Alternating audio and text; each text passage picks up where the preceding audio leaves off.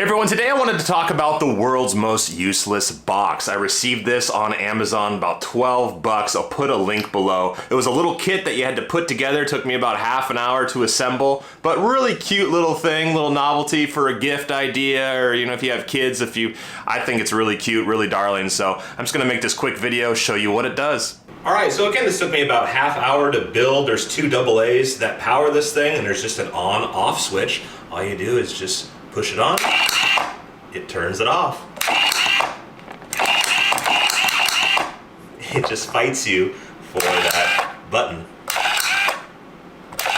Again, kind of useless, but kind of cute. It's really fast. My dogs don't know what to make of this thing. I don't know how long the batteries last on it, but I would assume quite a while. Again, two AA's. That's all there is to it. Little arm comes out, turns it off.